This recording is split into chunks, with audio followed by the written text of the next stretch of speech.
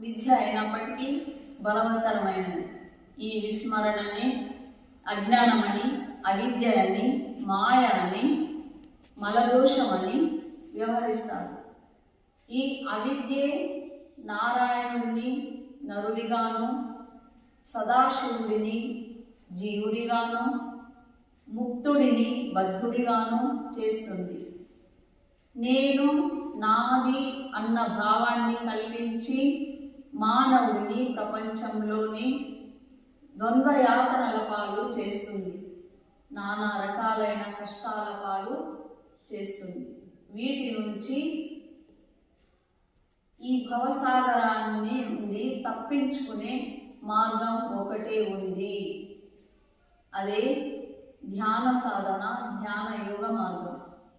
పరమాత్మ ప్రాప్తి అనగా ఆత్మదర్శనం పొందినవారు జీవిత భవసాగరాన్ని సులభంగా దాటవచ్చు అని బాబా గారు బోధిస్తుంటారు.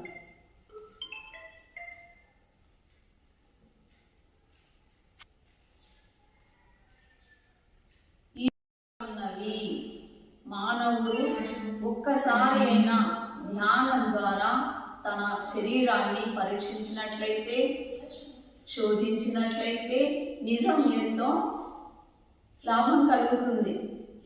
ఈ శరీరంలో ఏమేమి ఉన్నావో మనకు తెలియదు.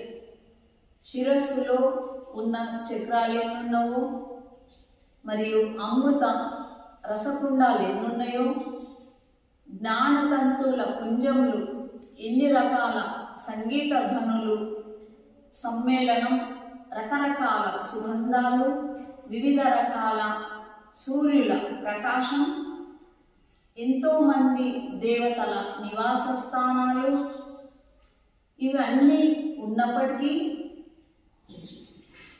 మానవుడు బ్రహ్మకు లోనై